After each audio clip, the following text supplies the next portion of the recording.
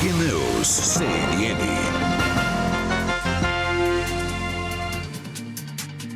A gente volta com o Breaking News da decisão que saiu logo que saímos nós aqui para o nosso intervalo. O Banco Central reduz a taxa de juros em 0,25% ao ano, como era largamente esperado pelo mercado.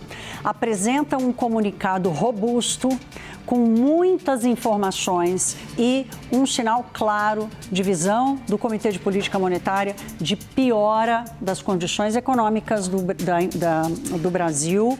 E quando o Banco Central mostra essa visão de piora das condições econômicas, significa que ele está dizendo que a convergência para a inflação vai demorar mais e que a inflação está pressionada. A Lucinda Pinto, nossa analista de economia, já está aqui comigo. Nós estamos debruçadas aqui sobre esse comunicado. Eu acho que eu começo dizendo, Lucinda, boa noite, né? Primeiro, a decisão, ela foi unânime, como era esperado. A gente agora entende a demora do final da reunião para um horário que não é usual do Comitê de Política Monetária, pela robustez e pela quantidade de informações que o Comitê decide dividir conosco. Eu acho que o principal ponto aqui, que é o que todo mundo quer saber, é qual a sinalização do Comitê de Política Monetária para o futuro.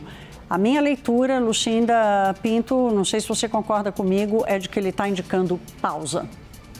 Eu acho, Thaís, que a probabilidade maior é de pausa sim, mas ele evitou se comprometer de um jeito muito explícito, porque ele diz o seguinte, que a evolução que agora, de acordo com a evolução dos preços, o Copom vai tomar as próximas decisões a respeito dessa calibração. Ele mantém a palavra calibração, que é uma demonstração de que eventualmente pode ter algum ajuste, está em curso, e que essas decisões vão ser adotadas à luz de novas informações visando assegurar a convergência da inflação à meta. Ou seja, Thaís, embora quando a gente olha, por exemplo, para as projeções de inflação, quando ele olha para esse tom de balanço de riscos com mais preocupação, mas ele não está querendo, ele dá a indicação de que é muito possível que tenha uma pausa, mas ele não quer se comprometer, vai depender aqui da evolução, mas ele reafirma o seu compromisso com a meta de inflação e a gente vai falar aqui das projeções que subiram muito, então ele reafirma a ideia de que ainda pode haver algum ajuste bastante marginal, porque ele traz a palavra calibragem, mas ele evita garantir que o ciclo se encerrou. É a minha leitura. A projeção para a inflação em 2026 foi elevada de 4,6% na reunião passada para 5,2%. Isso por si só realmente já é uma demonstração de que cortar juros vai exigir muita novidade, né? Vai exigir uma mudança importante aí do cenário. Olha, vamos lá, deixa eu explicar uma coisa para vocês, que é o seguinte, né? O Banco Central, vocês estão vendo na tela aí de vocês o comunicado, o começo dessa longa comunicação que o Banco Central fez. O Banco Central conta com uma defasagem do efeito total da taxa de juros na economia. Significa que ele toma uma decisão hoje e ele vai colher o resultado dessa decisão 18 meses à frente. Então, o Banco Central toma a decisão hoje olhando para os últimos meses de 2027. Veja como funciona a política monetária e a sua complexidade. Ele fala algumas coisas importantes do que pode acontecer nesse caminho até lá. Ele, primeiro, piora as condições de risco. O Banco Central faz um balanço de riscos. O que tem de risco para a inflação subir? O que tem de risco para a inflação cair?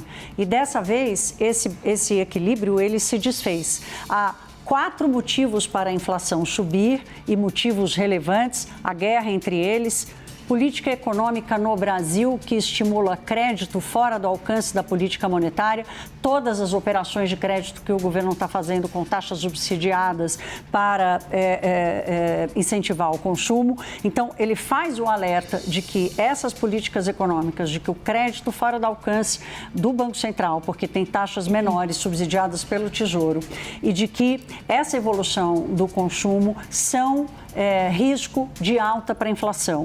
E ele apresenta apenas três riscos de baixa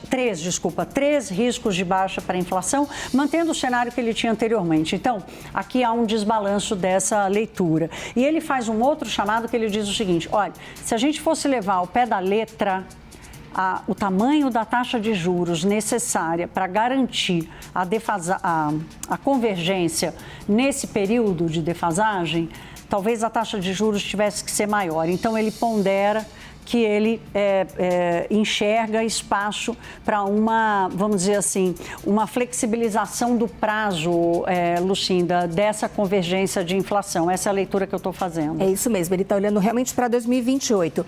Então, de fato, tem um tempo aí para que a inflação converja. É exatamente esse o ponto. Agora, nesse balanço de riscos que o Copom traz, que você mencionou, ele cita 2 pontos importantes e que são, de alguma forma, novos. Ele fala muito evidente, de forma explícita, sobre o risco fiscal. Ele puxa esse assunto, que é um assunto que tem sido bastante debatido e levantado pelos economistas, e também o El Niño, que é um outro tema que a gente começa a assistir de forma mais preocupante, aqui o efeito do El Niño sobre preços de alimentos. E embora ele diga que o balanço de riscos não seja assimétrico, ele diz que tem tantos riscos para uma melhora quanto para uma piora da inflação, como a Thaís traz, na verdade, o número de coisas que poderiam trazer um cenário pior é maior do que o cenário mais benigno, né, Thaís? Exatamente.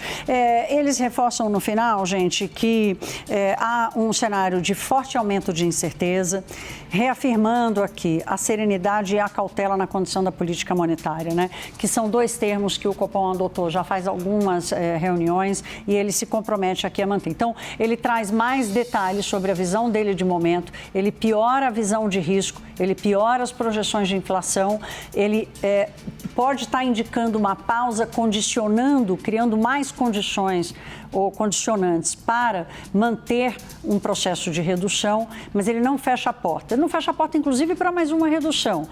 A minha leitura aqui é de que a indicação mais forte é de uma pausa pela piora do cenário.